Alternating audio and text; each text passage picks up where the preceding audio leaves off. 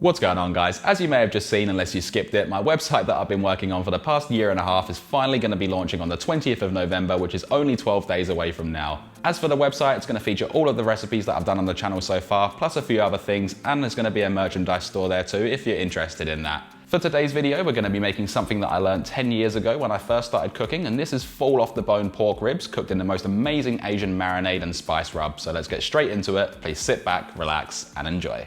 Alright guys, starting us off a little different this time, I thought I'd show you the main ingredients for a better understanding. For the first ingredient, we have gochujang, which is a Korean fermented spice paste. It's savoury, sweet, and regardless of the chilies all over the container, it really isn't that spicy at all. Best of all, this may look like a hard to get ingredient, but it's more than likely sitting in the Asian food section of your local supermarket or grocery store. Next, we have a very easy to get ingredient, which is tomato sauce or ketchup, but I do recommend getting a good quality version. And finally, here is a classic sriracha sauce, which is a chili sauce if you didn't know, and you can use a different version or leave it out altogether if you're not a fan of the heat. As for the recipe, let's start with making our marinade for the ribs, so add 150 grams or 5.2 ounces of the gochujang Korean spice paste to a mixing bowl, and this is the main ingredient. To this, add in 150 grams or 5.2 ounces of tomato sauce or ketchup to sweeten it up and help give our ribs a nice deep caramel flavour and char, and last but not least, 50 grams or 1.7 ounces of sriracha or the chili sauce of your choice to give us a nice sweet heat. Proceed by giving the marinade a mix to combine and allow those flavours to become friends. Then once that's done, this can then be popped aside for the time being.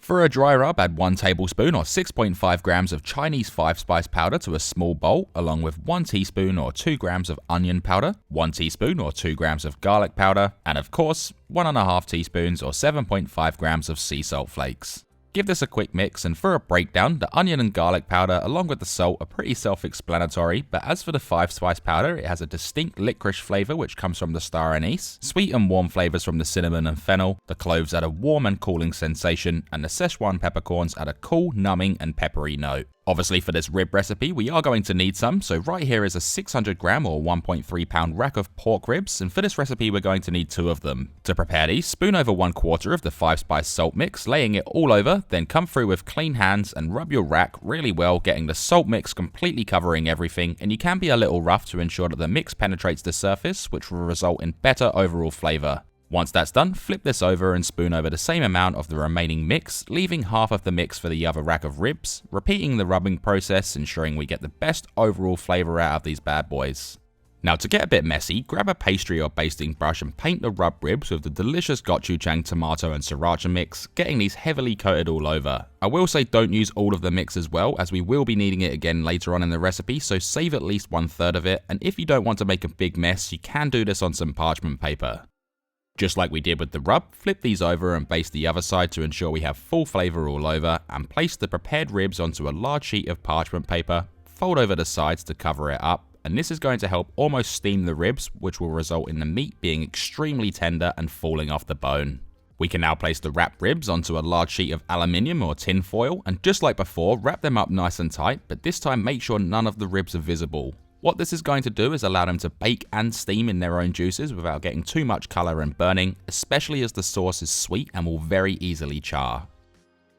These can now be placed onto a baking tray lined with parchment paper, then make your way over to a preheated oven that's set on 150 degrees Celsius or 300 degrees Fahrenheit and bake for 2 hours and 15 minutes. 2 hours and 15 minutes later, we can then remove these from the oven and place them onto a heat-resistant surface. Let's now carefully unwrap these, but be careful as they are very hot, but I will say aluminium foil or tin foil will cool down very quickly, so you should be able to peel it open, but please don't hurt yourself, and you can allow these to cool down for 10 to 15 minutes if you wish to do so. Once you have them unwrapped, very carefully and gently transfer them to another baking tray lined with parchment paper, or use the same one to save dishes. These can now be basted with the remaining gochujang mix we reserved earlier, ensuring you completely coat them all over to freshen them up and prevent them from drying out, and for this part you don't have to flip them over doing the other side unless you really wanted to. Once basted, transfer them back to your oven that's now at 200 degrees Celsius or 390 degrees Fahrenheit and bake for another 5 to 7 minutes to get a slight char on the surface. Just keep a close eye this time as they can burn and dry out quite quickly depending on your oven. After that's all done, it's then time to reveal these absolute beauties that we've just made, and once the camera decides to focus you can see that perfect colour and gloss, and I'm being so careful right now as I can feel the bone just wants to slip straight out of that tender meat. As for serving these up, I've cut them in half only for presentational purposes, but you definitely can leave them whole, and these can literally be served with any of your favourite sides, which I'll leave a whole list of in the description below for you to take a look at. The only thing left to do now is use absolutely no force to separate these beautifully tender ribs, and to make this all worthwhile, we can then dig in. So there we have it. This recipe right here serves 2 to 4 people, depending on the size of your ribs and how many people you want to serve them to, and like most of my recipes, it can easily be doubled, tripled and so on, or halved if you wanted to make less. To store them, you can place them in the fridge for up to 4 days and in the freezer for up to 4 months, and to reheat them, you can place them back in the oven set on 180 degrees Celsius or 350 degrees Fahrenheit and just heat them up for about 10 to 15 minutes, just until they're nice and hot and soft again, or you can place them in the microwave, just do whatever's easiest for you. If you enjoyed this video, be sure to smash that like button, comment, share, do all of that stuff, it really does help my channel out, and consider subscribing along with hitting that bell notification next to it so you never miss when I upload. Thanks for watching everyone, stay safe and enjoy.